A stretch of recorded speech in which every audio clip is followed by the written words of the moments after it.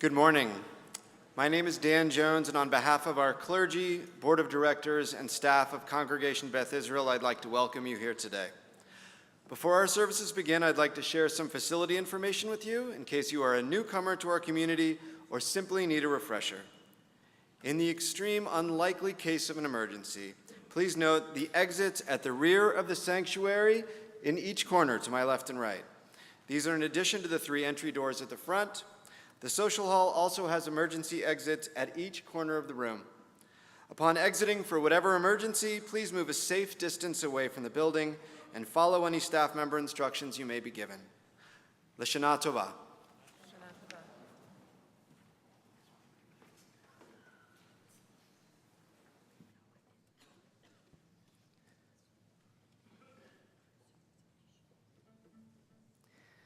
Boker Tov, Gemar Chatima Tova, may each of you be inscribed in the book of good deeds.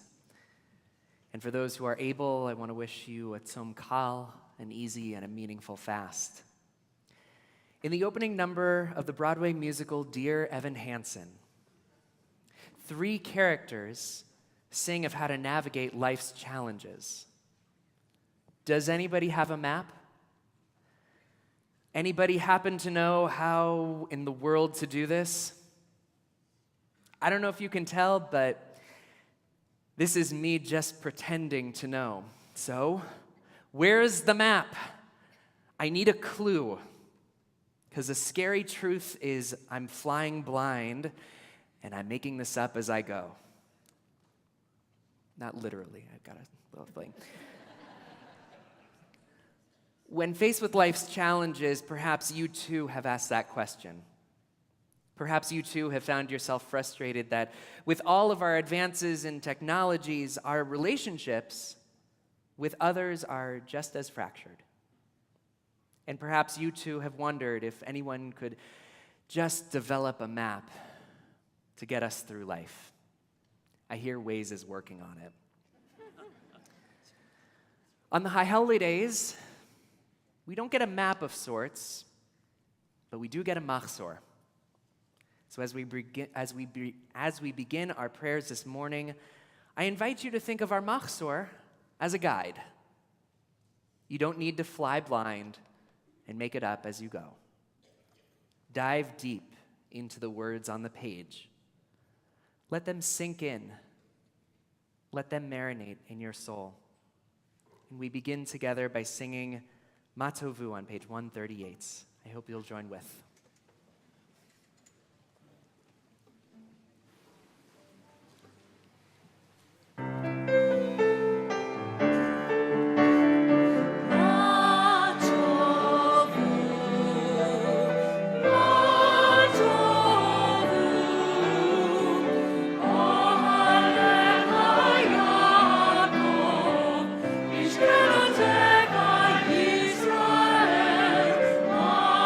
Israel,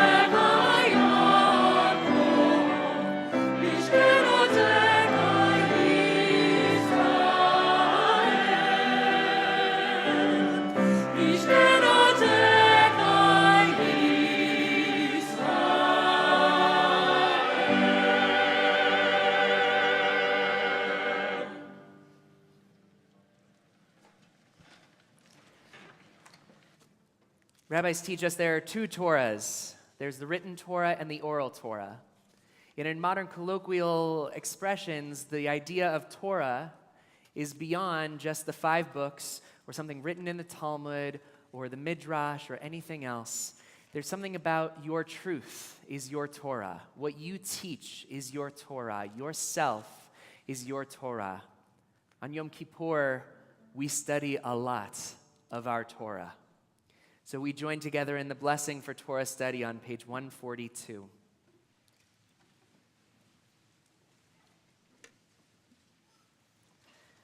Together in the Hebrew and then the English. Baruch atah Adonai Eloheinu melech haolam, asher kidshanu b'mitzvotav v'tzivanu la'asok b'divrei Torah. Blessed are you, Adonai our God, supreme power of the universe. You sanctify our lives with mitzvot and give us the sacred obligation of learning and living Torah. We turn to our daily miracles on page 160.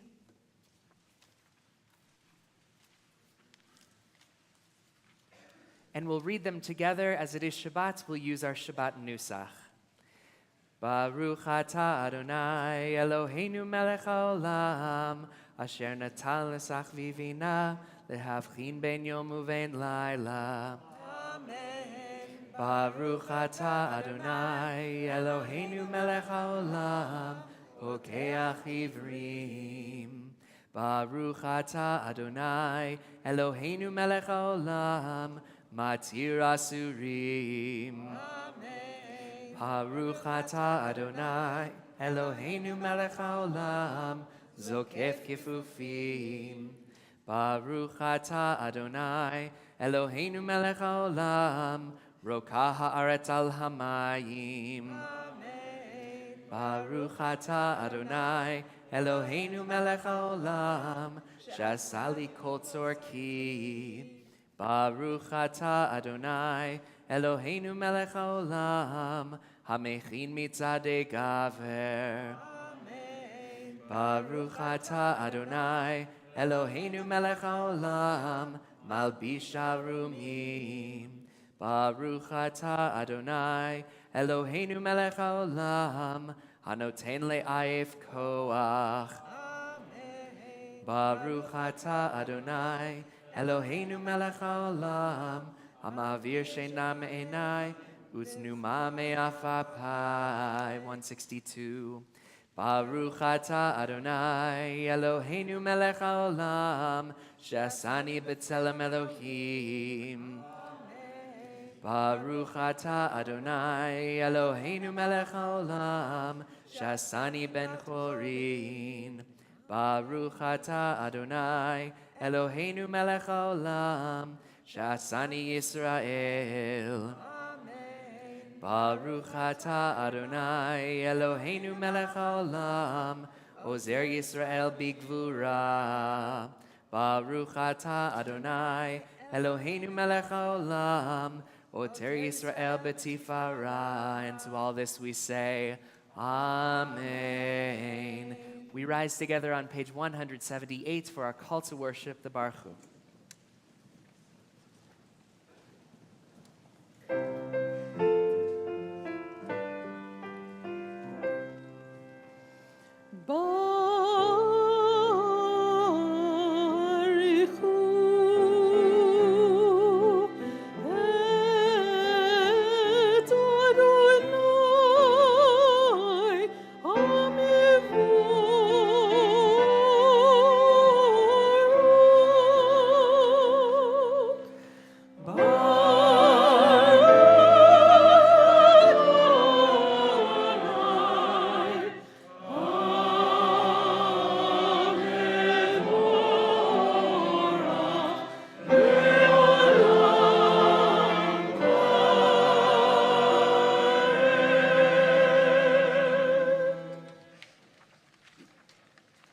Page 183.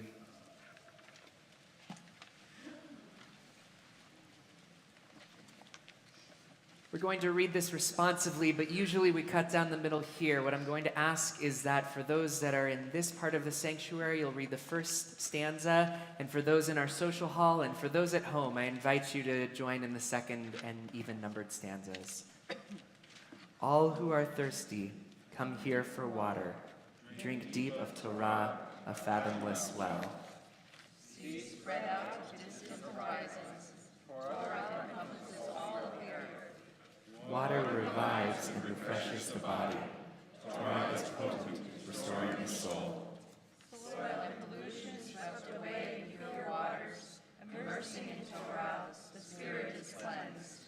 Earth's precious water, free and untrammeled. Torah is open and belongs to all people. Mighty waters pour down like thunder. Torah is shared in a rainbow of voices. Waters flow from the heights to the valleys.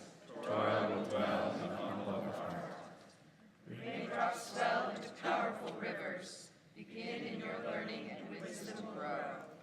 Fountain of gardens, wellspring of fresh water. Words of Torah bring life to the world. Our praise to you, Adonai.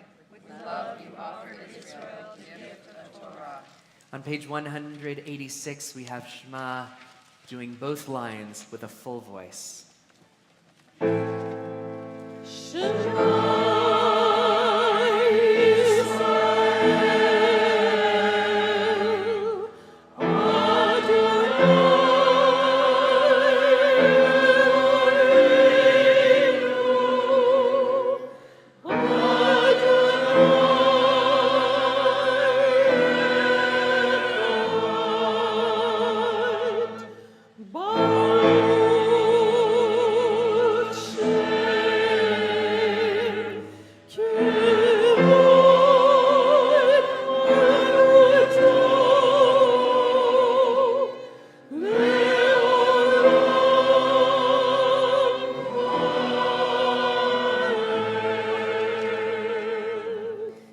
You to be seated as we continue with Ve'ahavta on page 188 and continuing on 191.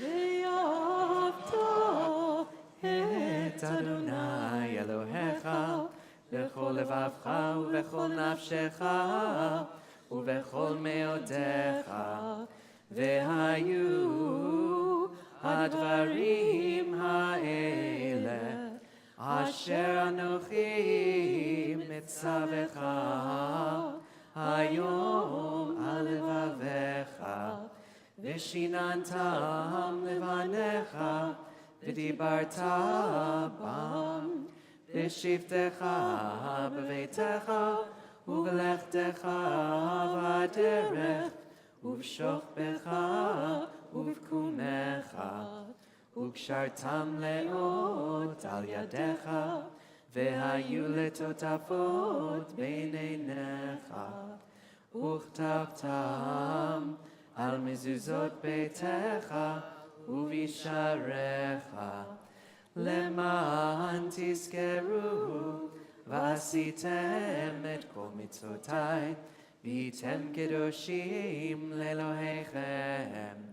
Ani Adonai Elohechem Asher hotzeti etchem Eretz Mitzrayim, Biyot lachem Elohim, Ani Adonai Elohechem. Page 195. We read together. And they shall know that I, Adonai, am their God, who brought them out of the land of Egypt, that I might abide among them. I, Adonai, their God. You took us out of the darkness, so that your light might dwell among us. You showed us your power to bring down the powerful, uplift the enslaved, transform the social order. You showed us your strength so that we might remember our own. We carry the Exodus vision wherever we go, lest we forget our sense of liberation, lest we lose the joy of breathing free, lest we grow indifferent and blind to others' pain. So long as we work to make you present, we walk the path of freedom. But if we forget to bring you into this world, then we return to the darkness. We sing together our song of redemption and freedom, page 196.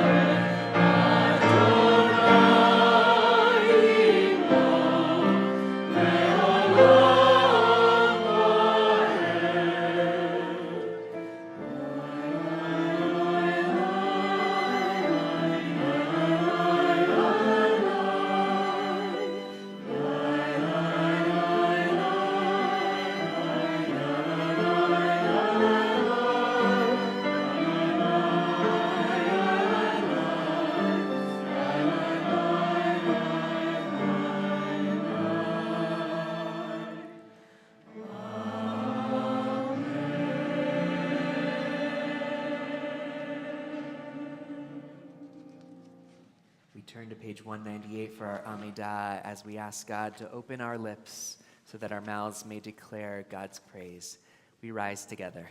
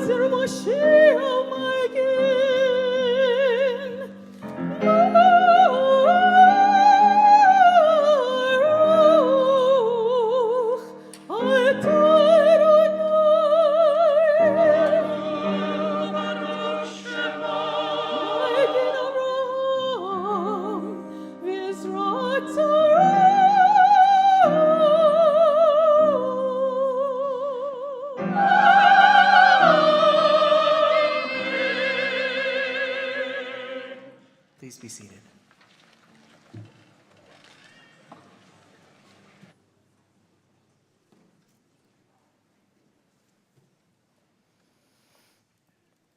You might have noticed that on the edges of these pages, similar to the way that a Talmud is laid out, there are notes. And what you see on the right side of page 204 is actually the Seder, the order of the Amidah. And I just wanted to note that because the high holidays seem liturgically overwhelming. It's like, how did they pack all of this in here? And the way that they did it, our rabbis and teachers, is they filtered it and sort of wove it into the Amidah. So just if at any point you're feeling like, where are we and where are we going, just look in the margins. We're heading now to hear again the haunting melody of Rosh Hashanah and Who by Fire. And of course, the great Leonard Cohen, Alav Shalom, who passed this past year, wrote about it so powerfully, drawing on, of course, his deep roots. On page 207, you'll find the words to that, and also on the, well, I guess it's not on here this time. It's sometime on here, but the words are there. But I just want to point out the question of, how will we die is, of course, very jarring and disconcerting.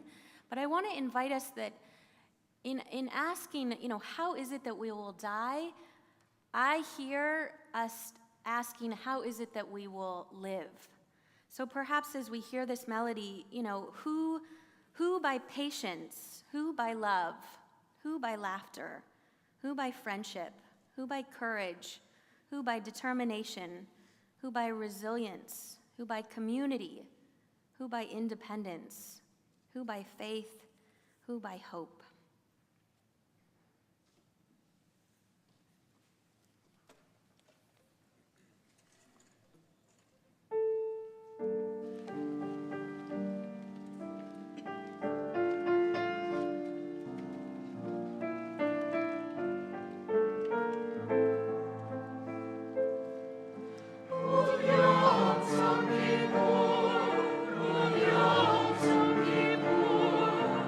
Yeah.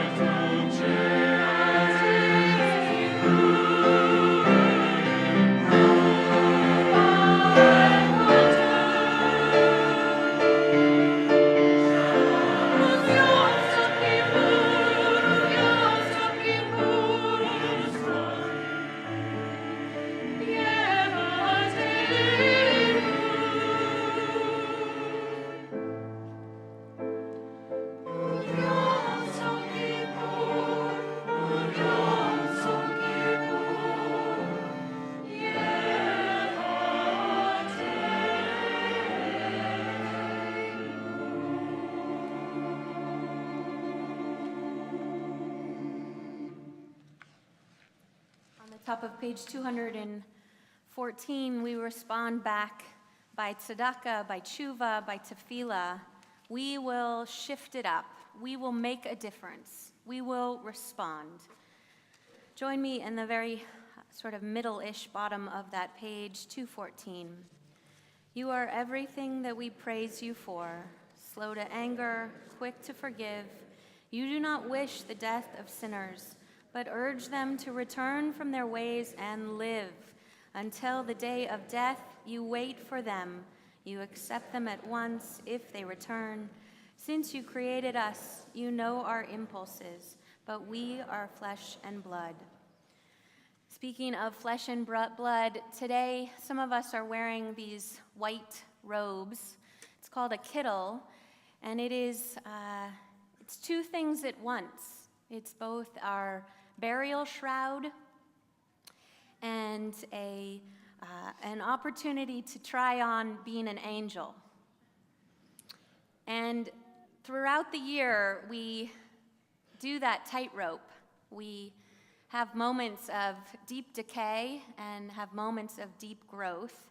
And that is, in many ways, what Yontif, particularly Yom Kippur, is all about, is putting us on the edge between death and life so that we feel our fragility and feel our strength.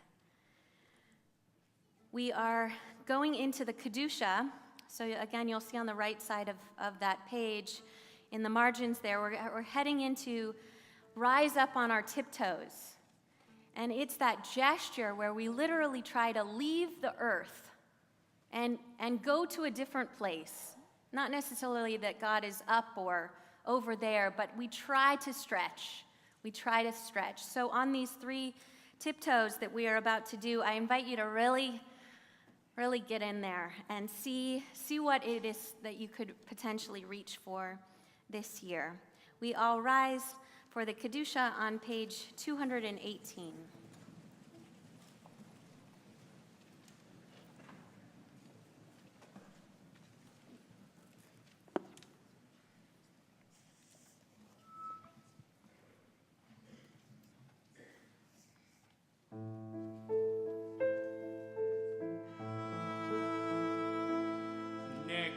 Adonai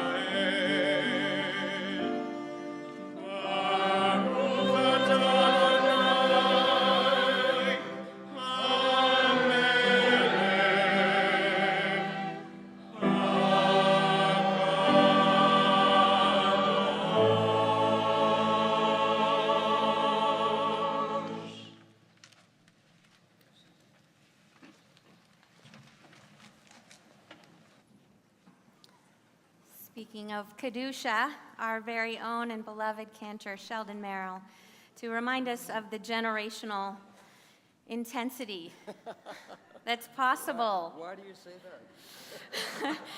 Page 220. Put your seatbelts on.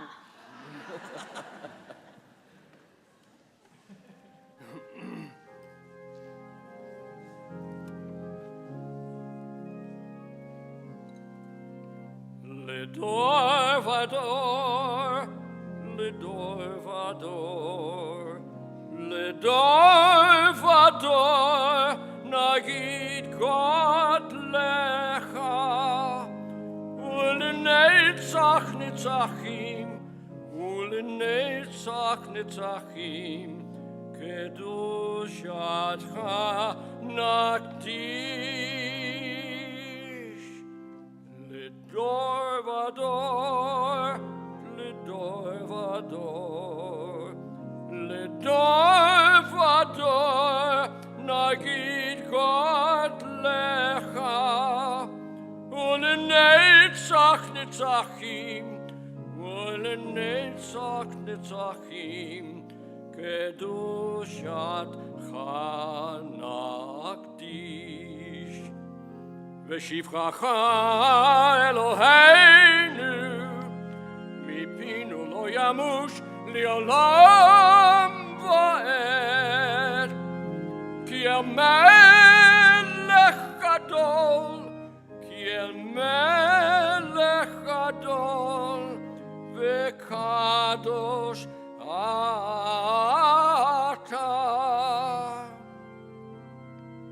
Lidor vador, lidor vador, lidor vador, nagid Gott lecha, ulenetzach netzachim, ulenetzach netzachim, kedushatcha nakdish.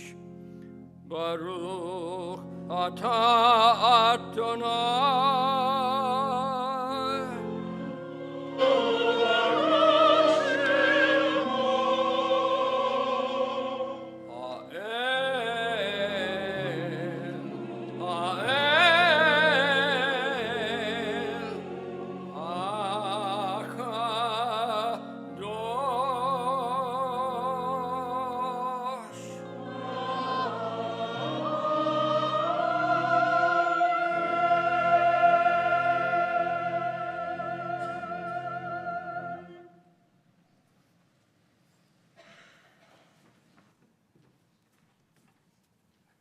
Stay with me.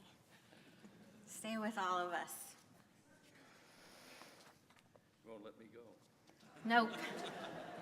Definitely not.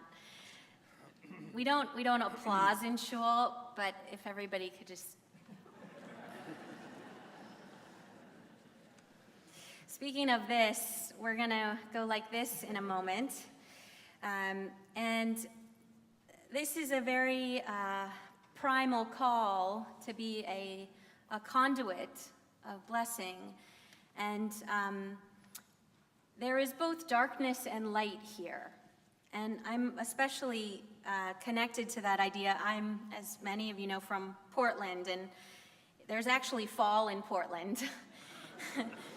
And one of my teachers, Dr. Parker Palmer, writes about the juxtaposition between darkness and light, because we're feeling it all on these days of awe, the darkness and the light. And he says, as just a reminder to us to, welcome it all, he says, when we so fear the dark that we demand light around the clock, there can be only one result: artificial light that is glaring and graceless beyond its borders, a darkness that grows ever more terrifying as we try to hold it off.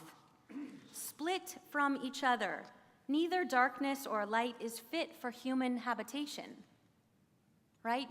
We can't live in total light, and we can't live in total darkness. But if we allow the paradox of darkness and light to be, then the two will conspire to bring wholeness and health to every living being.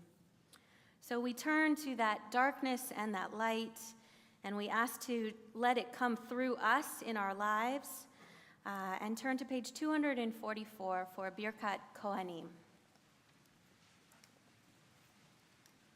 יברכך אדוני וישמרך. May the eternal our God bless you and protect you. יאר אדוני פניו אליך ויחונך. May God's face shine upon you and be gracious to you. יישא אדוני פניו אליך וישם לך שלום. May God's presence through goodness be placed on each and every one of you so that you may inherit the most precious gift of all, that of peace and wholeness, of shalom. And to this we say, Ken Ken Yehi Yehi Ratzon. Ratzon.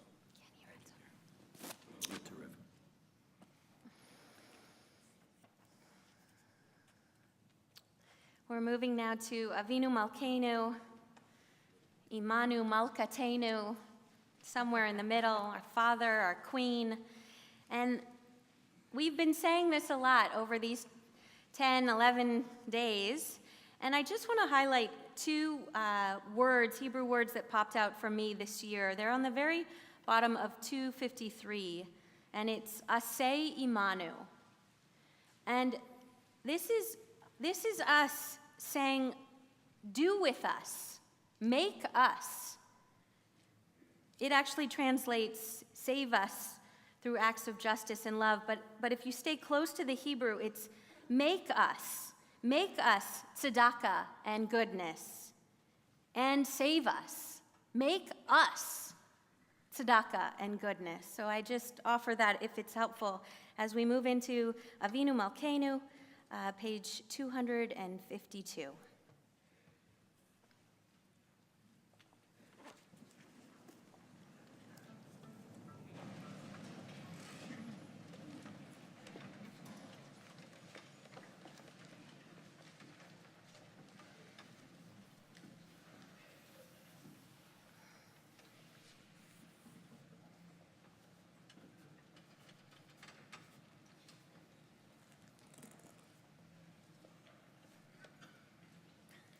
Let's join together in the English.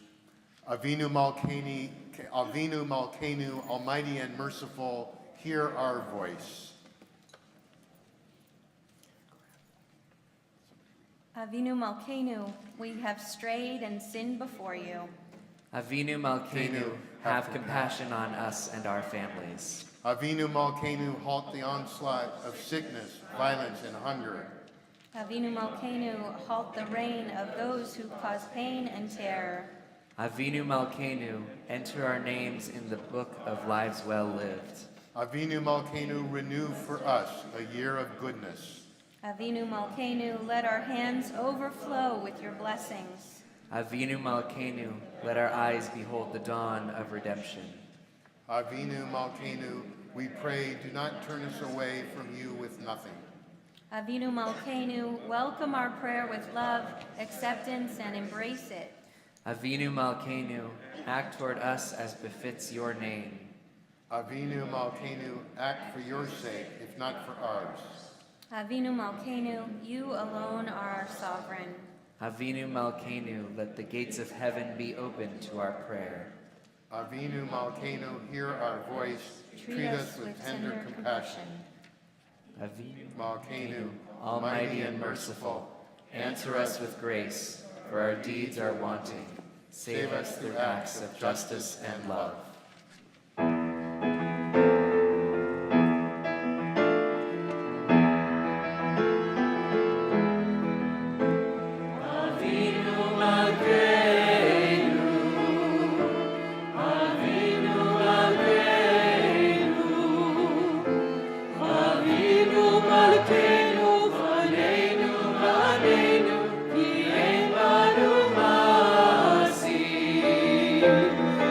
Say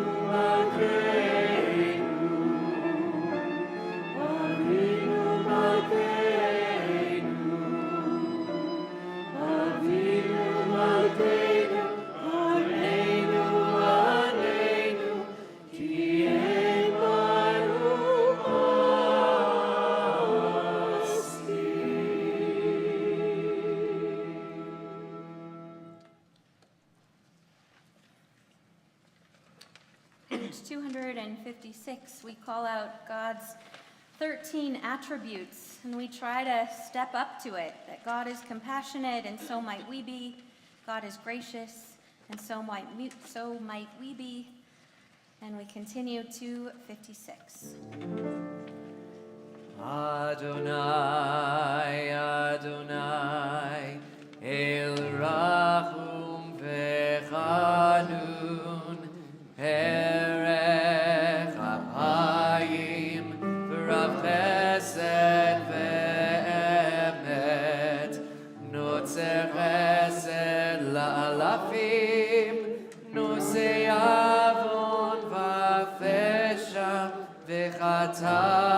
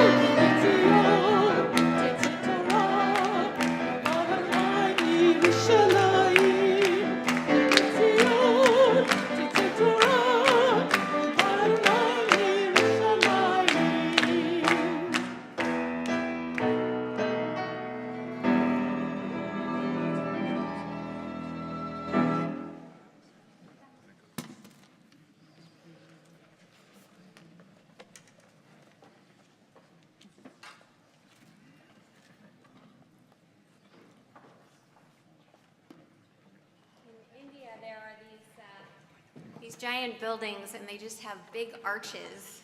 And I remember being on a rickshaw and asking the driver, "What are those?" And he says, "That's where we park the elephants." So we're parking the elephants. Have a sit, everybody. We're moving now to the Ikar, the essence of our Torah, and going to be learning from her today. Invite us to turn to page 266.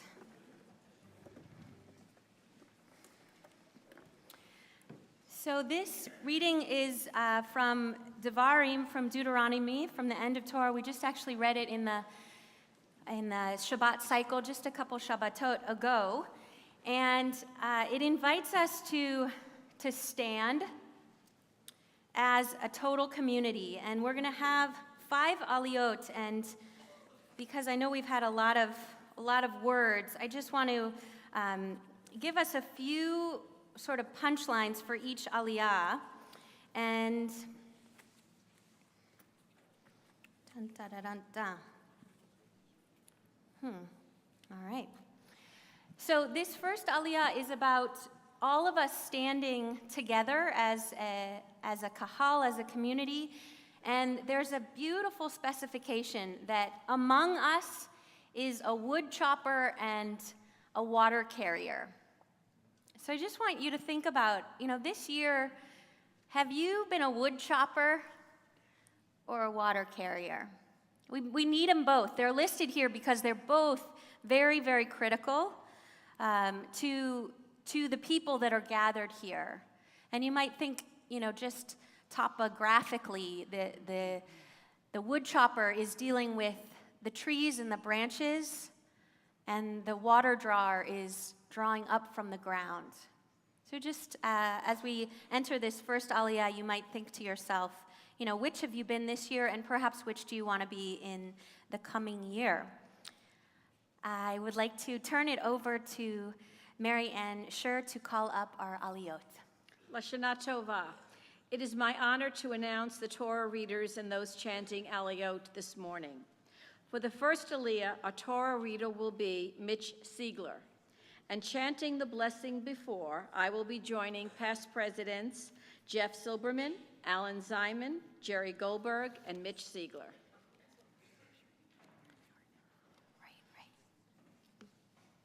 So again, we're on page 266. We're going to start at verse 9 on the very top of the page.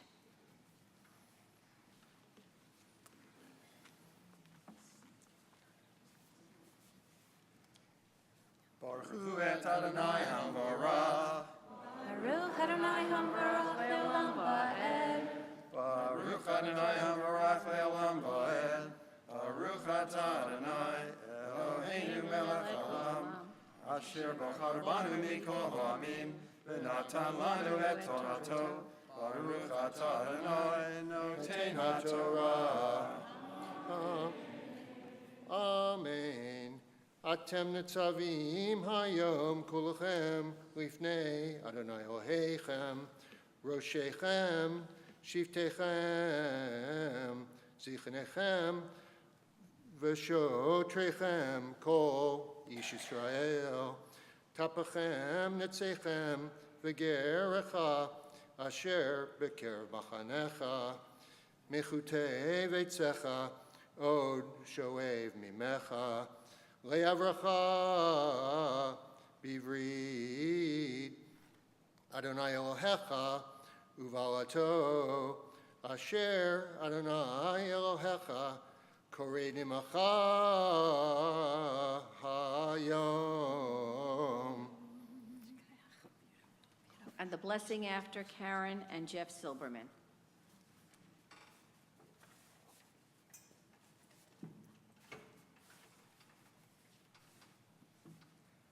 Baruch atah Adonai Eloheinu melech haolam asher notan lanu Torah emet v'chayei olam nata b'tocheinu Baruch atah Adonai noten haTorah. Amen. koach. For the second Aliyah, our Torah reader will be Jerry Goldberg, and chanting the blessing before will be Ernest Rady, and the blessing after Milo Wingard. We're picking up on verse 12, again on 266. And here, now we've been told to gather, everybody, the wood chopper, the water carrier, and what is it that we are gathering for? And the first two words of this next aliyah, lema'an hokim, in order to stand us up. I just want to remind us that, this gathering of us, literally the wood choppers and the water carriers, is to stand us up. That's why we're here. God gathers us together annually to stand us up. So if you need a little standing up, this is your aliyah. Baruch Adonai Hambarach. Baruch Adonai Hambarach le'olam va'ed. Baruch Adonai Hambarach le'olam va'ed. Baruch Adonai Hambarach le'olam va'ed. Baruch atah Adonai Eloheinu melech haolam, asher bocher banu mikol ha'amim, v'nosan lanu es torasai. Baruch atah Adonai nosein ha'torah. Amen. Amen. Leman hakim otcha hayom lo liam v'hu yelechal Elohim ka'asher diber lach v'ka'asher nizba le'avrotecha le'avraham layitzchok u'ya'akov v'lo item levadachem anochi koreit et habrit hazot v'et ha'ala hazot ki et asher yeshno po imanu omer hayom lifnei Adonai Eloheinu v'et asher einenu po imanu hayom. Baruch atah Adonai Eloheinu melech haolam, asher natan lanu torat emet, v'chayei olam nata b'tochenu. Baruch atah Adonai noten haTorah. Amen. Amen. Yasher koach. May you have good water carrying and wood chopping this year. For the third aliyah, we're shifting a few verses, so you can switch your eyes to 267 and verse 11. We're going to be at Ki HaMitzvah Hazot. And here, this is one of the most sort of well-known part of Torah, and it's God's reminder that Torah and God are not out there somewhere, that in fact they're very, very close to us, and they're in our mouths. So if you this year would like to shift the use of your mouth a little bit, which is probably all of us, this is your aliyah, recognizing that Torah can come out of our mouths if we're connected to that, because it's not out there, it comes through us, and literally here in this aliyah it says it comes straight through our mouths. So for the third aliyah. For the third aliyah, our Torah reader will be Bob Ziering, and chanting the blessing before will be Louise Winheld, and the blessing after Marty Stern.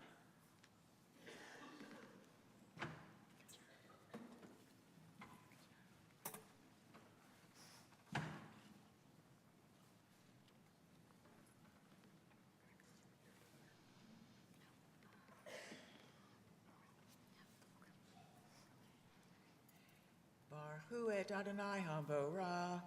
Baruch Adonai Hambarach le'olam va'ed. Baruch atah Adonai Eloheinu melech haolam, asher where am I? Okay, sorry. Atah Adonai Eloheinu melech haolam, asher bachar banu mikol ha'amim, v'natan lanu et torato. Baruch atah Adonai noten haTorah. Amen.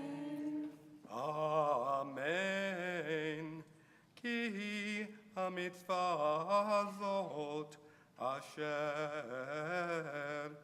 אנוכי מצווך היום.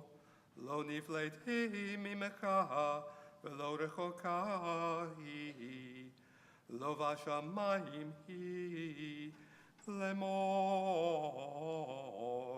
מי יעלה לנו השמיימה ויקהק לנו, וישמיענו אותה ונעשנה, ולא מעבר לים היא לאמור. מי יעבר לנו אל עבר הים ויקהק לנו, וישמיענו אותה ונעשנה. כי קרוב אליך הדבר מאוד, בפיך ובלבבך לעשותו.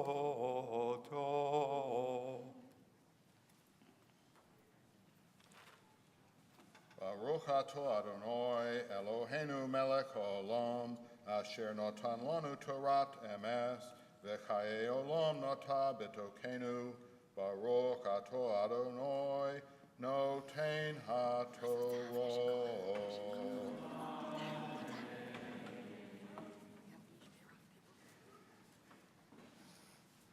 We'll take a moment now at the center of our aliyot to get the Torah all cozy and send our prayers to those who are in need of healing and all those who take such good care of them.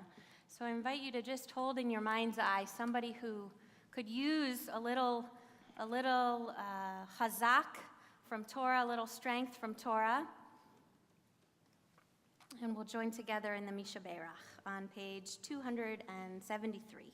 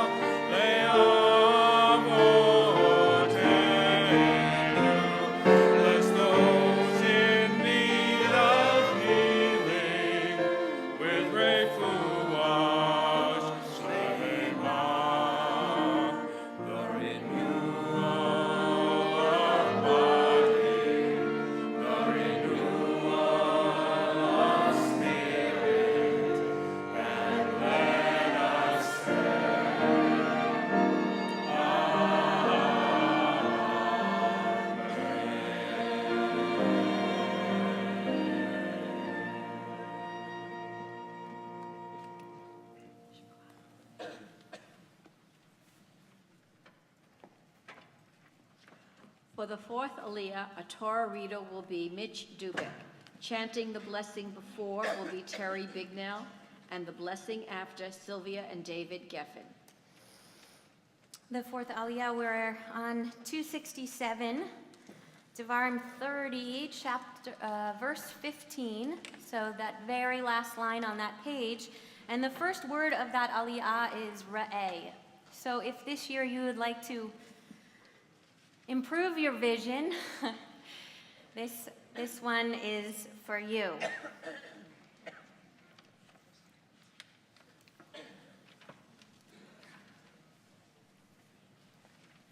Barku et Adonai Hum Barak. Baruch Adonai Baruch Le'olam Va'ed. Baruch Adonai Hum Barak Le'olam Va'ed. Baruch Atah Adonai Eloheinu Melech HaOlam. Asher Barkar Banu Mikol Hamed. V'nalatanu et Torato. Baruch Atah Adonai Notei HaTorah. Amen. Amen.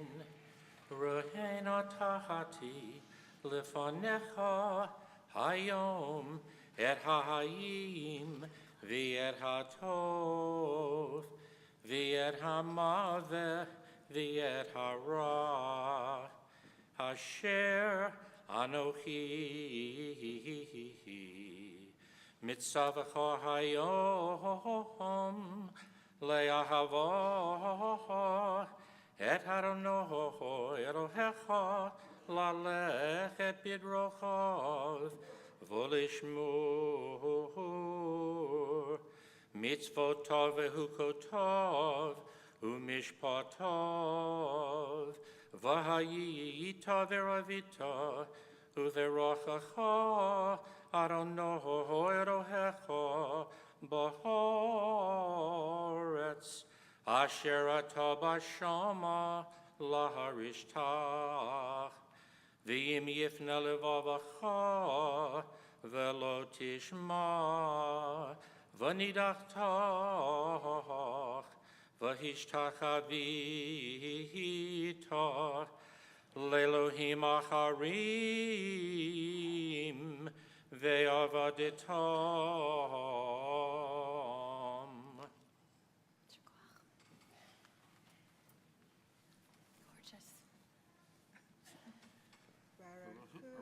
Baruch atah Adonai Eloheinu melech haolam asher nata lanu Torah emet v'chai olam nata betochenu Baruch atah Adonai notei haTorah. Amen. Mazel tov, yasher koach.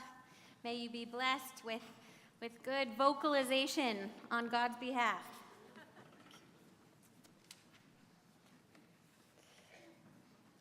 For the fifth Aliyah, our Torah reader will be Ellie Krantz. Chanting the blessing before will be Randy Savarese, and the blessing after Ellen Potter and Ron Evans. This fifth Aliyah, we find verse 18, and those last verses, you know, God was saying, okay, what are you seeing? See that I place before you life and well-being and death and hardship. See that I give you it all, right? And we know God gives us it all. This last Aliyah is God saying to us, I want you to choose life. There are two words, and I just want to highlight them because it's really what we're up to here in verse 19, Uvacharta b'chaim. If you had to summarize Judaism, I would say these would be two good words. Choose life.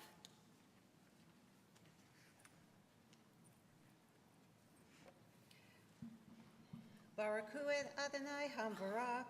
Baruch Adonai Hambarak le'olam va'ed.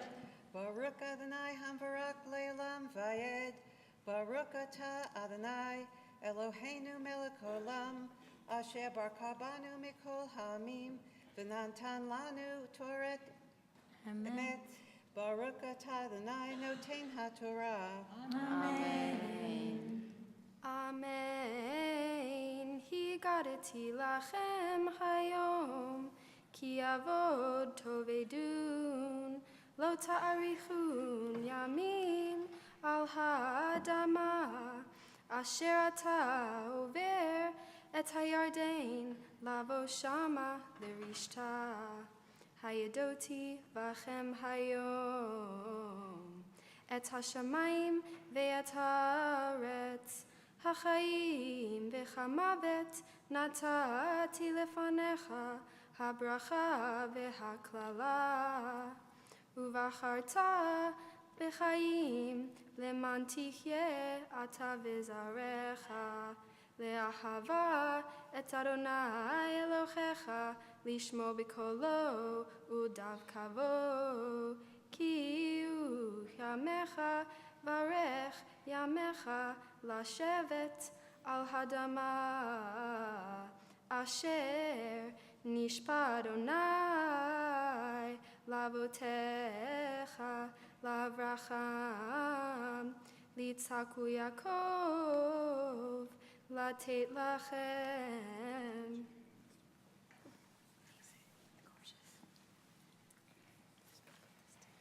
Baruch atah Adonai Eloheinu melech haolam, asher nata lanu Torat emet, v'chayim le'olam nata b'tochenu. Baruch atah Adonai noten haTorah. Amen. Yasher koach. Good seeing for you this year. Good choosing for all of us. I now call to the bema Daniel Lind for the honor of lifting the Torah and Marcia Lubick for the honor of holding the Torah.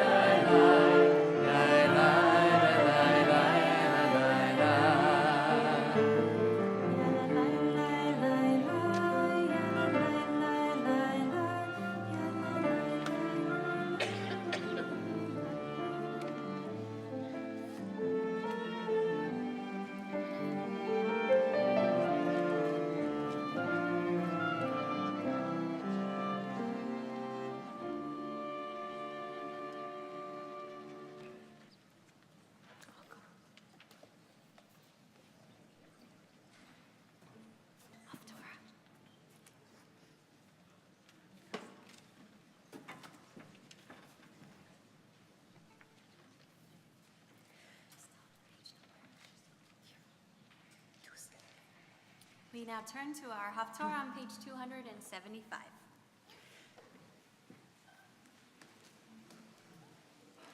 Baruch atah Adonai Eloheinu melech haolam, asher bacha b'nbiim tovim, v'ratza v'divrehem הנאמרים באמת. ברוך אתה אדוני הבוחר בתורה ובמשה עבדו ובישראל עמו ובנביאי האמת והצדק.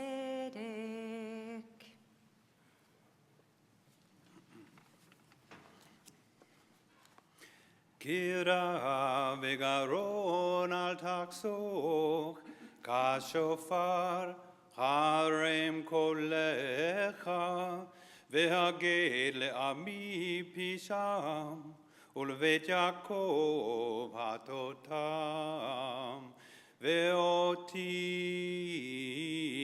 יום יום ידרושון, ודעת דרכי יחפצון, כגוי אשר שרחה עשה, ומשפט אלוהיו לא עצב, ישאלוני משפטי צדק, קרבת אלוהים יחפצון. למה צמנו ולא ראית, עינינו נפשנו ולא תדע, הן ביום צומכם תמצאו חפץ, וכל עצביכם תנגוסו.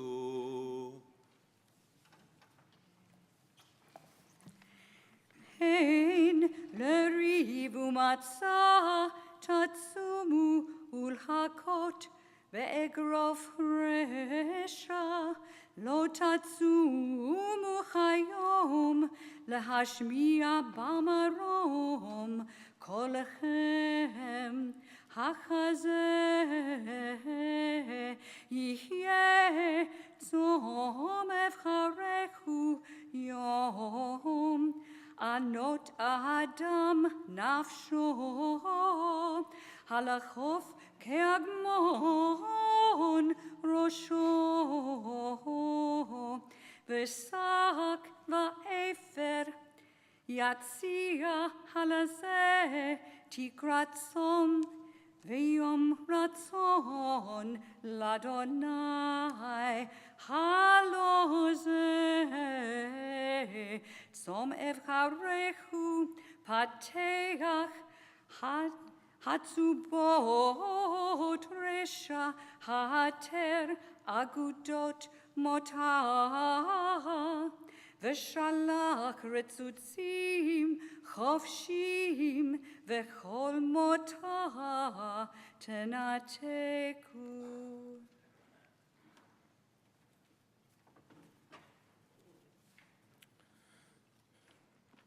Baruch atah Adonai, Eloheinu melech haolam, sur kol haolamim, tzadik bechol hadorot. Hayel haneman, hamer ve'oseh, hamidaber mekayem, shekol divrav emet v'tzedek.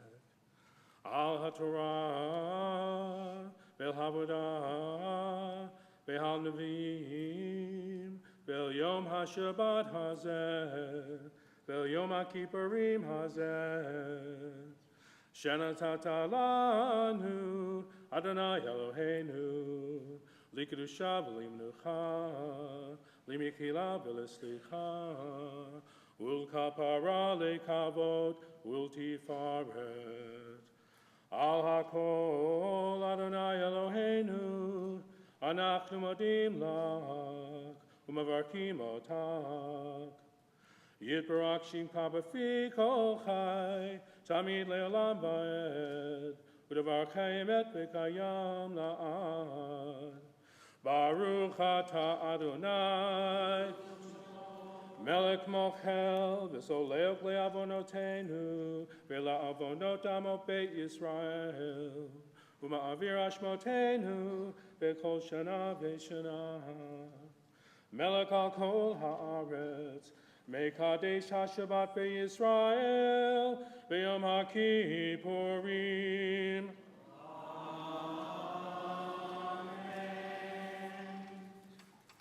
We would like to thank Christine Nievergeld, who chanted the blessing before the Haftorah, Herb Hyen and Tracy Hirschfeld, who chanted the Haftorah, and Don Greenberg, who chanted the blessing after the Haftorah. Now it is my pleasure to call upon Liz Levine for the hunger appeal.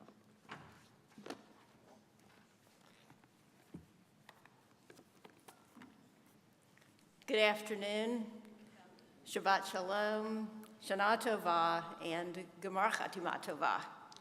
I think that about covers it. I'd like to tell you a story.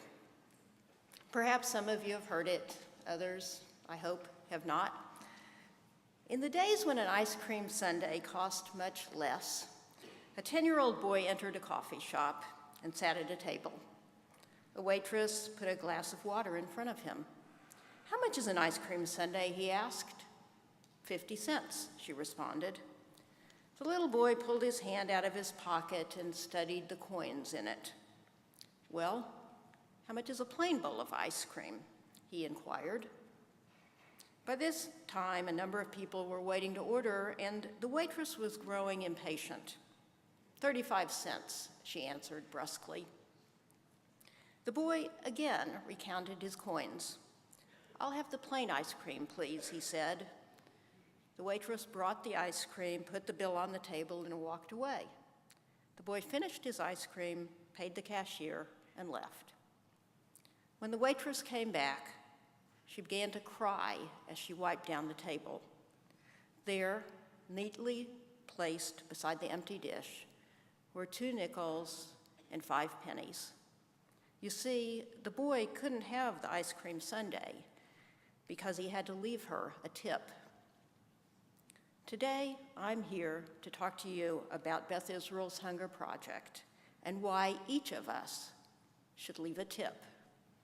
In Judaism, we call this tip a tithe. Jewish law teaches that we are obligated to give at least 10% of our income to the poor and needy.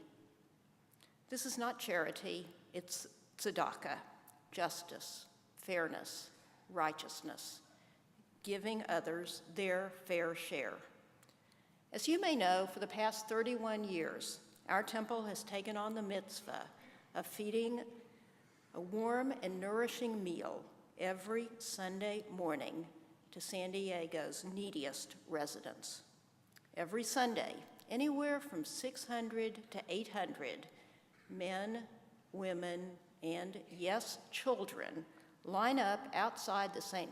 Vincent de Paul Center on Imperial Avenue for perhaps their only meal of the day.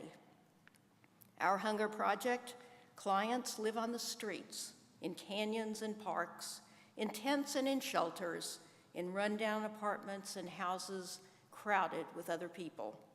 Some are mentally ill, some are addicted to drugs and alcohol, many are physically ill. A few even come in wheelchairs. They are all hungry. They are all willing to stand in line with hundreds of other people just for a warm meal. Today, I'd like to acquaint you with 3 of our clients. Shauna, about 40 years old, came with her family of 6 to the Hunger Project a few weeks ago. Her son, the youngest, was turning 9 years old the very next day. She also has teenagers and a grown daughter. The family came to San Diego about 4 months ago from Northern California. Yet, they live in 2 adjacent tents downtown.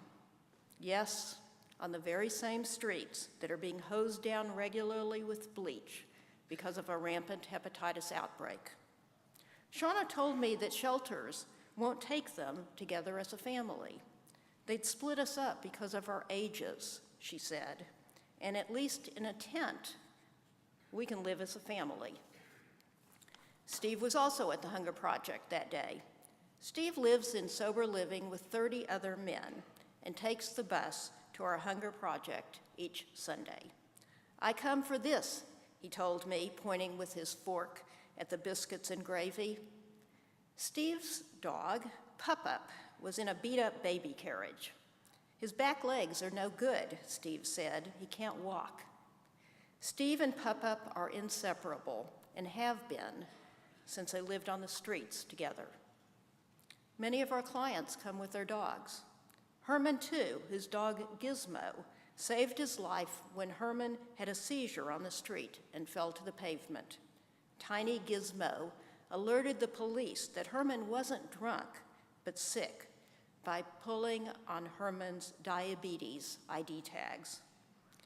In addition to providing a warm meal for our clients, we also try to have dog food available for their steadfast companions. Finally, there's Annie. Annie lives in a shelter and takes her Sunday meal at our Hunger Project. I would guess Annie to be about 60, but she could be younger. Annie has had a hard life. She quit drinking 2.5 years ago. While she was in sobriety, Annie's schizophrenic son tried to kill himself. That was especially hard, she acknowledged.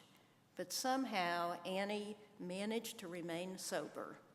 And 1.5 years ago, Annie entered the shelter and participated in classes and programs. She learned that she'd used alcohol to self-medicate for severe depression. Now that I'm on medication, I don't feel any need for alcohol, she told me. Annie has learned medical coding in her classes and hopes to get a job soon. I made all A's, she said proudly. Annie anticipates moving to her own apartment in the next month or so, and she's especially looking forward to the privacy of having her own bathroom. Occasionally in the past, we've suggested that in recognition of our Yom Kippur fast, each of us give the equivalent of a day's meals to the Hunger Project.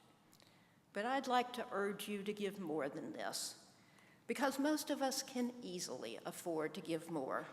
And there are hundreds of people who will be lining up tomorrow and next Sunday and the Sunday after that, counting on us for their meal of the day. A little 10-year-old boy knew that it was his obligation to take care of the waitress who served him his ice cream. He factored his tip, his tithe, his tzedakah, into the decision he made about what to order, and the little boy chose less so that he could give his waitress her fair share. Would that we all chose less so that we could give more to those who really need it. When you arrived this morning, you should have received an envelope marked Hunger Project. If not, there are envelopes placed throughout the foyer. Please pick one up if you have not done so already, and write as large a check as you can afford to Beth Israel's Hunger Project today. You may leave your contribution in one of the boxes in the foyer, or if you choose to wait till tonight when Yom Kippur has ended, you may mail it to the temple. But please don't delay.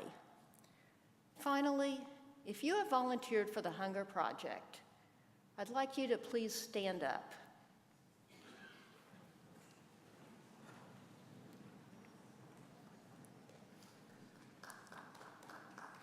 Thank you for standing up for those in need.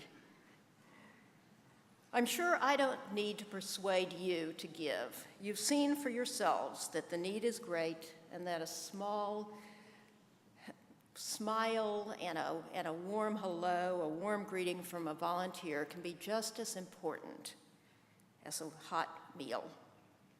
If you've not yet done so, I urge you to volunteer at our Hunger Project one Sunday morning this coming year.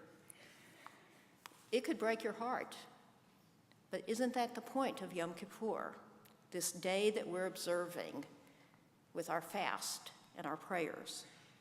Jewish tradition emphasizes that feeding the hungry is one of our most important responsibilities. A midrash teaches, when you are asked in the world to come, what was your work? And you answer, I fed the hungry. You will be told, this is the gate of the Lord. Enter it, you who have fed the hungry. Please give generously, give lovingly, give or pledge to give before the gates close this evening. And give with the knowledge that your tzedakah will go directly to those who desperately need our help.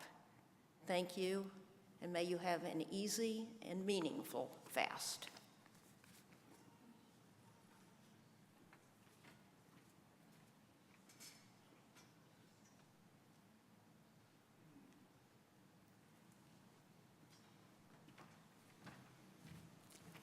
We're now going to return the Torah to the Ark. So you'll find Eitz Chaim on page 291, and if you're able, please rise.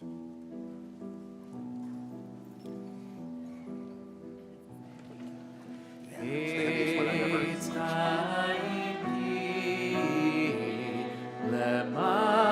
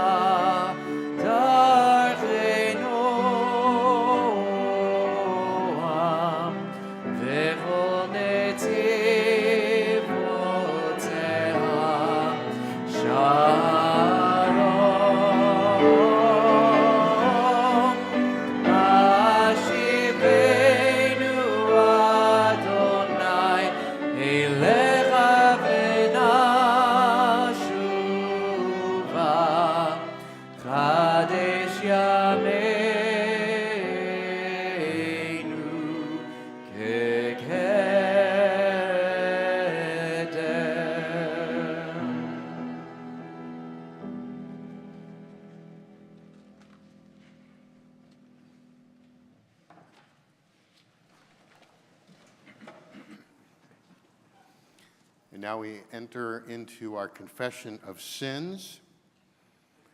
And once again, if you have them, take them up, the fringes, and we express our remorse and our commitment to improve with the beating of the breasts. And so I invite you to join us now on page 296.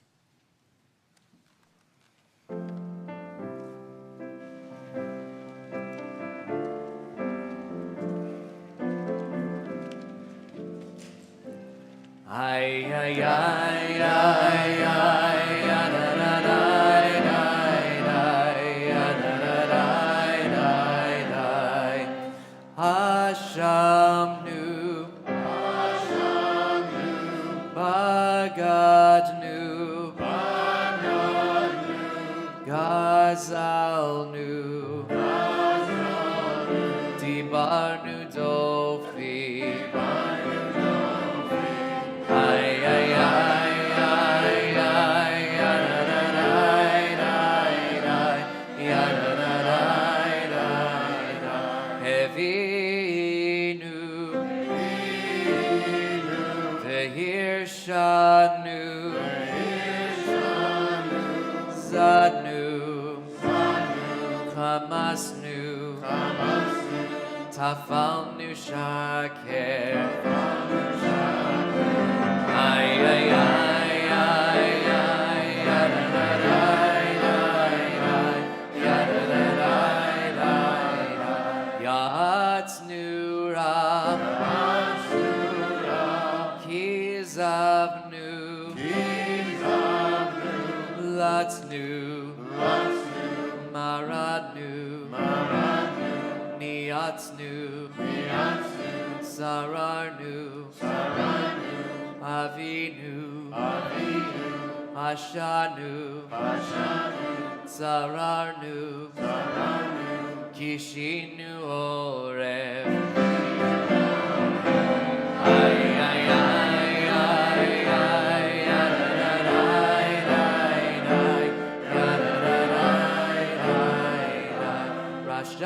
Rashanu, Shichatnu, Tiavnu, Tainu, Titanu.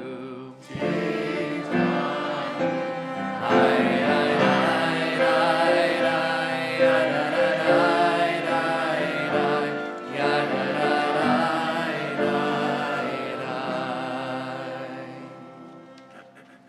Now we turn to page 299 for a modern interpretive form of Al-Khat.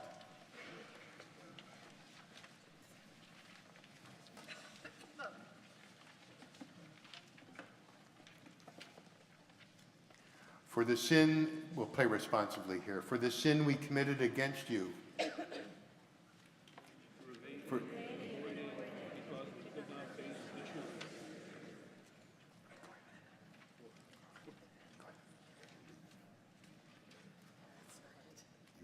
על חטא שחטאנו לפניך באונס וברצון, ועל חטא שחטאנו לפניך ביודעים ולא יודעים. for our flight into hypocrisy and deception because we did not dare to speak it together, for the facts we dissembled and all we glossed over, for the excuses we made, for feeding our bodies and starving our souls, for shifting our responsibilities, for reproaches and recriminations, foolishness, folly, and false standard, for seeing these things only in others, never in ourselves,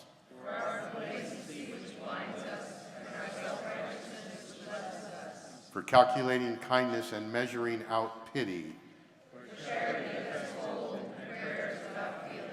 for withholding our love, for the affection which died in our lives that became bitter,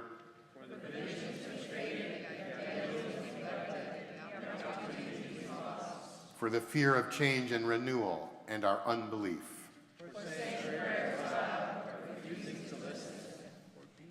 for being our own worst enemy. Page 302. Bottom of the page.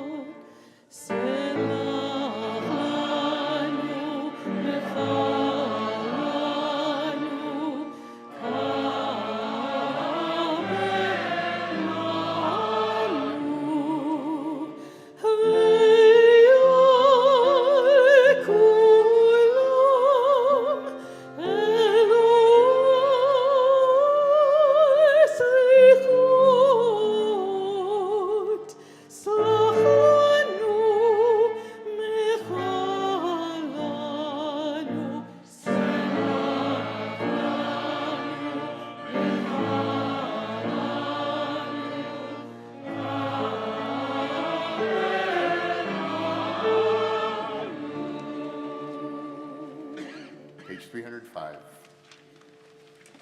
עליכי שחטאנו לפניך ברהות הלב, ועל חטא שחטאנו לפניך ברכילות. Responsively, we focused inward, narrowing our vision. We were preoccupied with ourselves. We turned our backs on the poor and defenseless.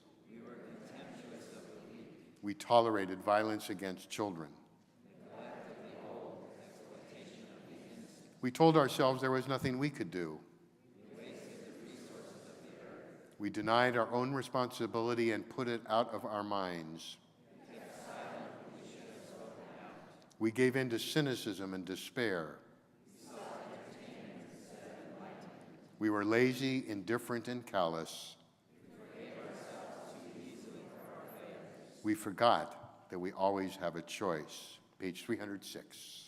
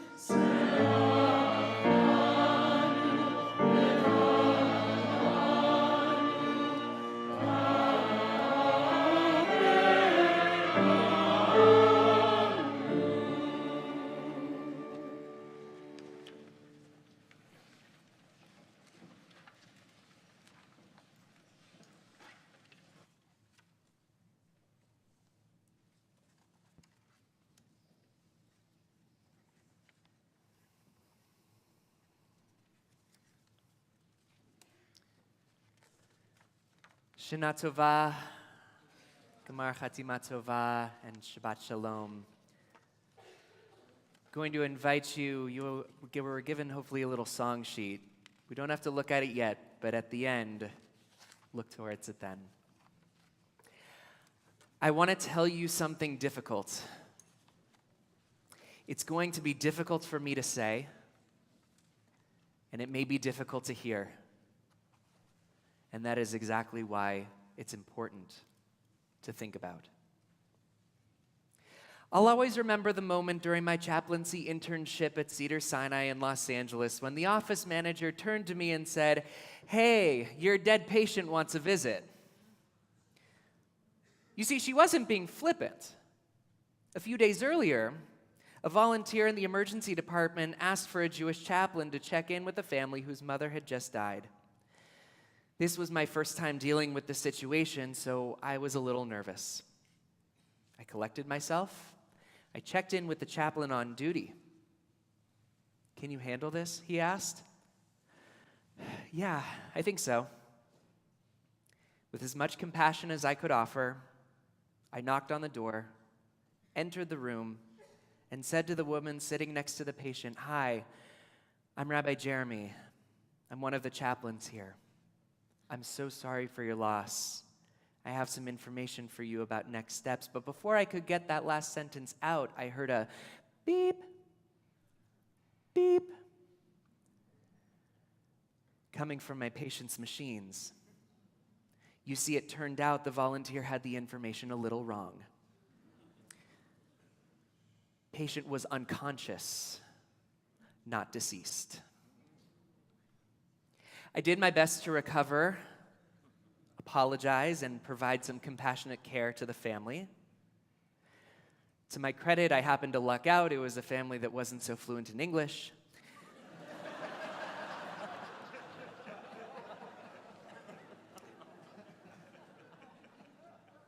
But I walked out of that room feeling like a failure. I felt ashamed. I felt anger at the volunteers' failure.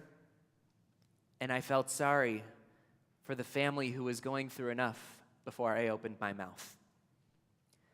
So when the office manager told me that my dead patient wanted a visit, I was too embarrassed to face that family again. I knew I had failed. And I also knew I needed to learn from this failure. A few years ago, a couple approached Rabbi Phil Grobart to discuss circumcision. The wife was 7 months pregnant. Both father and mother considered themselves good Jews, but they harbored some serious reservations about circumcising their baby. Rabbi Grobart marshaled all his arguments in favor, and he could see that they listened respectfully.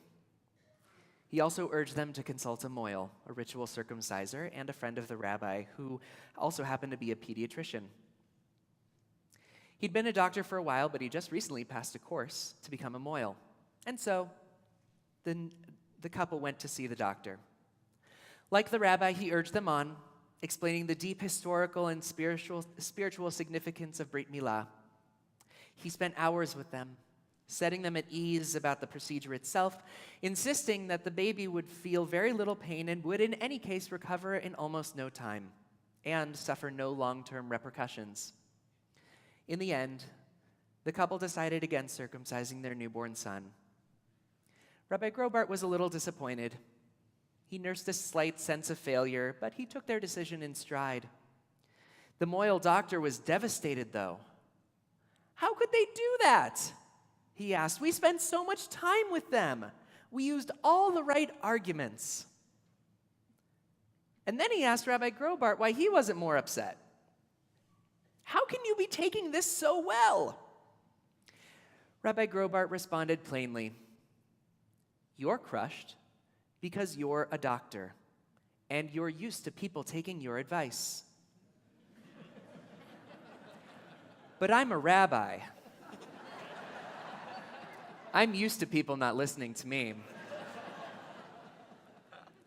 And I'm also used to failing. You're not. You have to learn." We avoid failure. And when we have to face what we avoid, when someone holds up a mirror in front of us, we struggle, we squirm, we get defensive. We resonate with the words of Jackson Brown. "Please don't confront me with my failures. I have not forgotten them." And many of us, myself included, approach failure the way the character Randall on the show This Is Us does. We've been chasing after perfection our entire life, and we fail, and we fail, and we failure. And that failure leads to self-doubt and self-loathing and just all this other stuff we got muddled up inside here. But what if we embraced our failures? What if we embraced our flaws and sought to see each failure as an opportunity for growth? Instead of saying, "Wow, I really failed," We could say, wow, I really failed.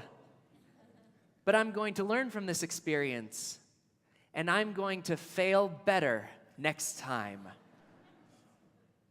Fail better next time. Regina Duggan posed a question in her TED Talk. What would you attempt to do if you knew that you could not fail? Now think about this for a second. What would you attempt to do if you knew that you could not fail? Duggan continued, if you really ask yourself this question, you can't help but feel uncomfortable. Because when you ask it, you begin to understand how the fear of failure constrains you, how it keeps us from attempting great things. She goes on to say that when you remove the fear of failure, impossible things suddenly become possible.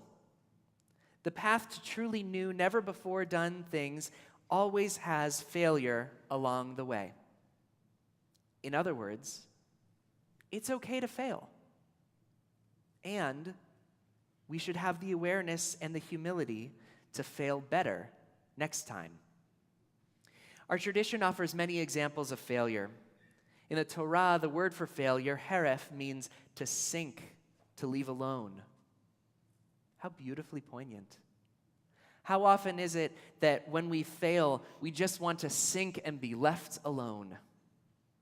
And yet, the times heref is used in the Torah to mean fail are examples when we are reminded that God will not fail us nor forsake us. Surely, whatever your understanding of God is, it allows for the concept that something bigger than ourselves cannot fail us, indeed, because it is bigger than any one person. Dr. Micha Goodman of the Shalom Hartman Institute teaches that our relationship to Torah and Judaism must allow room for failure and shortcoming. The Torah and mitzvot are divine and therefore live in the realm of perfection, while our interactions with Torah and mitzvot live on the path to their never to be realized perfection. When we fail, when we are imperfect, we actually get more of a glimmer at divinity and how precious it is. The Machzor, our High Holy Day prayer book, also provides us with the foundation of and the acceptance to fail better next time. In the Ashamnu prayer we just did, we say that we have committed offenses. We confess them together, each one with the ending nu, meaning we. Because not one of us is perfect, without flaw, without failure. And we end this prayer by saying, now may it be your will, Adonai, God of all generations, to forgive all our sins, to pardon all our wrongdoings, and to blot out all our transgressions. In other words, we are really sorry, God. Please forgive us. We will fail better next time. Last night we heard the beautiful words of Kol Nidre, all vows, which in essence says, we know we're going to make a lot of vows in the next year, and we're probably going to break some of them. So, as a precaution, we're just going to nullify them right away. Indeed, this idea has even made its way out of the synagogue and into colloquial modern Hebrew with the phrase bli neder, without a vow, as in, I'll send you that shakshuka recipe when I get home, bli neder. The mindset of fail better next time is not something unique to Judaism.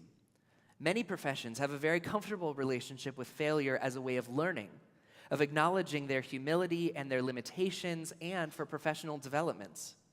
Acclaimed chef Dan Barber said, failure is very important. It introduces you to an idea that you don't ever want to return to.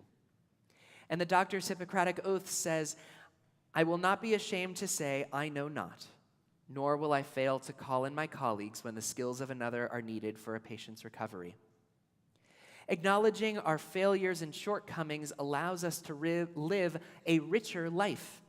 As author Carl Richards noted in a recent New York Times op-ed, you can regret all the regrets you want, but without them, you wouldn't have lived much of a life. Truthfully, failing is what makes us human. Some things we want to do are just beyond our abilities. So how do we fail better next time? It takes the self-awareness of Rabbi Grobart to recognize that he's going to say one thing and his congregants may do another. It takes heref. It takes time alone to reflect on what has happened. It takes the confidence to get back on our feet after we have failed, knowing that someone or something or perhaps this very community has our back. And it takes teshuvah, repentance, to repair our past failures so that we may fail better next time. Rambam, the 12th century rabbi and doctor, outlined the 4 most important steps of teshuvah, which help us fail better next time. 1, verbally confess your mistake and ask for forgiveness. 2, express sincere remorse, resolving not to make the same mistake again. 3, do everything in your power to right the wrong. 4, act differently if the same situation happens again. This process may seem simple, yet its effects have immense sacred healing and spiritual powers.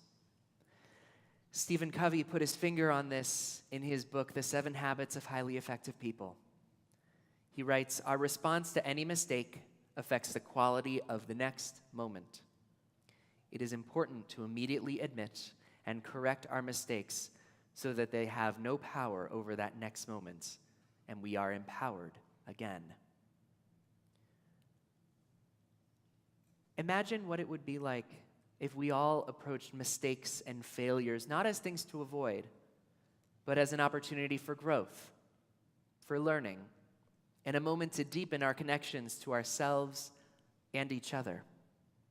By shifting our mindset to fail better next time, we can build a better future together.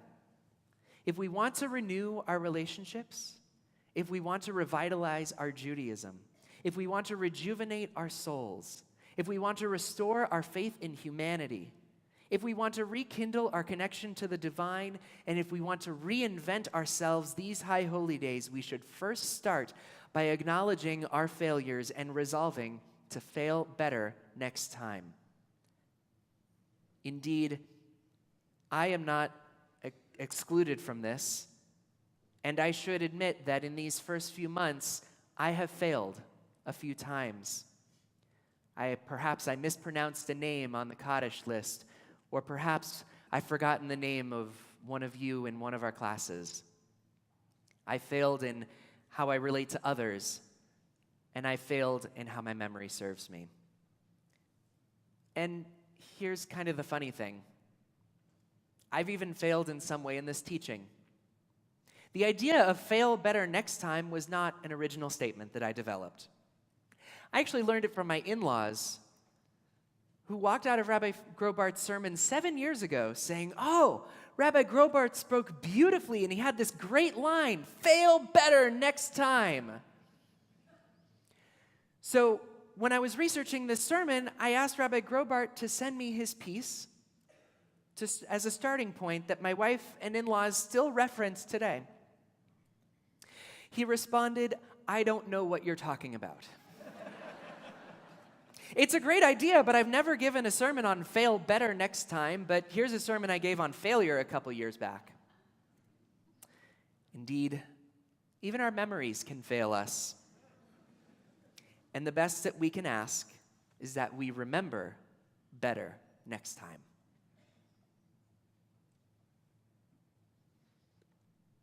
I wish I could go back to that hospital room and to my dead patient and their family. I wish I could have had the courage to be in that family's presence again instead of being overcome with embarrassment and failure. I wish I had taken the opportunity then to fail better next time.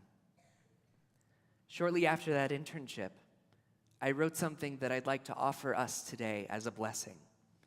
An adaptation of Kol Nidre, meaning all vows, reinterpreted as Kol Kishlune, all failures. All failures, broken oaths and commitments, deficiencies and defeats, miscommunications and missteps that will cause us to fail ourselves, our community, and our God. from this Yom Kippur until the next Yom Kippur, may we do better. We are sorry. They will all become successes and improvements, accomplishments and blessings, though they are necessary in our life. Our failures shall not be failures. Our brokenness shall not remain brokenness. And our commitment will be to fail better next time.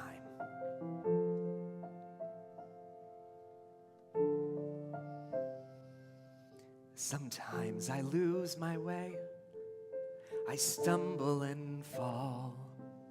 I fail to see the open door and only see a wall. Sometimes I close my ears when open they should be. But then I stop and listen to that still small voice inside of me. Pitzuli, Sharei Tzedek, Avovam, Odeya, Pitzuli, Sharei Tzedek, Avovam, Odeya.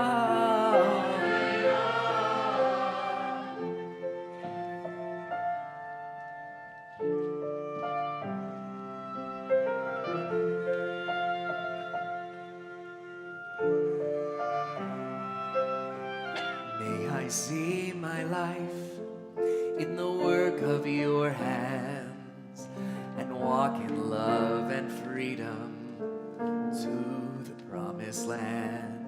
And when I lose my way, I pray that I may see that spark inside the darkness and the gates open for me. Pitzuli, Sharei Tzedek, Avovam, Odeya, Pitzuli, Sharei Tzedek, Avovam, Odeya, Pitzuli, together. Sharei Tzedek, Avovam, Odeya, Pitzuli, Sharei Tzedek, Avovam, Odeya,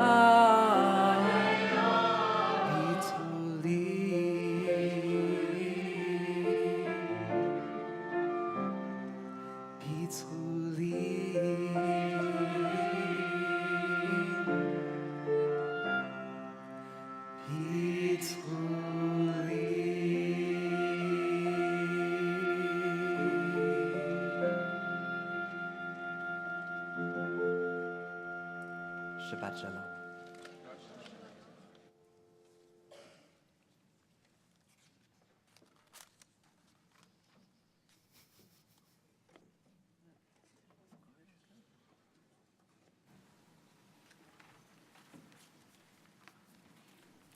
Thank you, Rabbi. And thank you, Liz Levine, for your reminder that the Hunger Project is very important to all of us, and we need to do better. And I encourage everyone to listen to her words. Shana Tova. I am Gary Hirschfeld, president of Beth Israel. I would like to take this opportunity to thank a few people. Thank to Robert McLeod, I believe he's left, our organist, for accompanying our cantor emeritus, Sheldon Merrill. Thank you to our professional and Beth Israel High Holidays Choir for adding beauty to our worship service today. We are especially thankful to Iris and Matthew Strauss, who sponsored our High Holidays music this season. Our afternoon service is at 2:45 and includes our contemporary confessions which will be here in their Glickman-Gallinson Sanctuary. Yizkor and Nila will follow at 5:15. If you or your children would like to participate in the honor of sounding the final blast of the shofar at the end of Nila, please sit towards the front of the sanctuary and you will be invited onto the bima. At the end of the day, we will offer a light break the fast in our Price family courtyard. And our break the fast is in memory of Mickey Stern, who very generously donated our break the fast since 2011. Our Sukkot morning service will be held at Beth Israel on Thursday, October 5th at 10 a.m., and it's followed by a light Kiddush lunch. And we invite you to join us for Rabbi Solomon's installation on Friday, October 6th and Saturday, October 7th. Details are found on our website. It's sure to be an amazing weekend of learning and prayer, and we honor our Rabbi Solomon.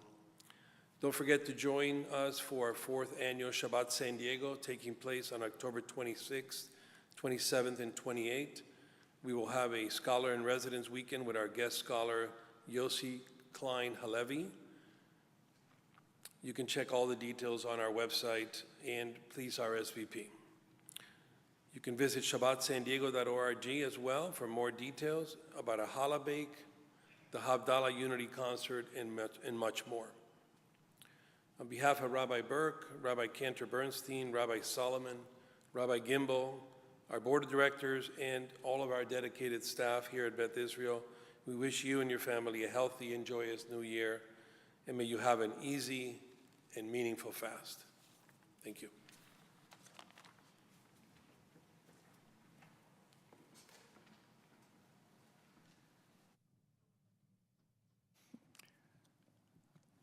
Morning service will end with our Hayom, our morning service, which ends in the afternoon, will conclude with Hayom Ta'amtenu, give us strength today, page 318.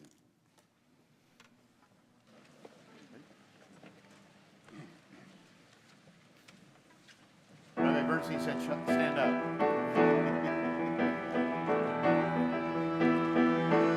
We hug for this one.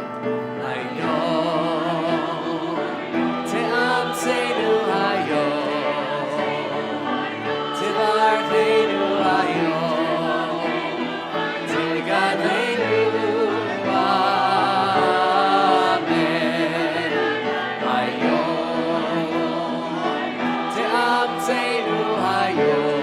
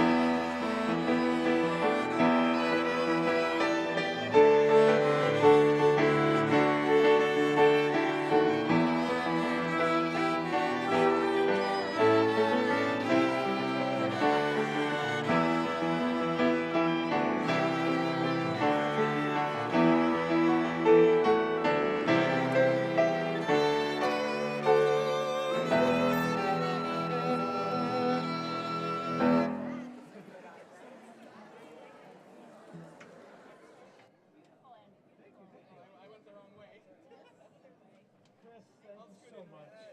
Thank you so much.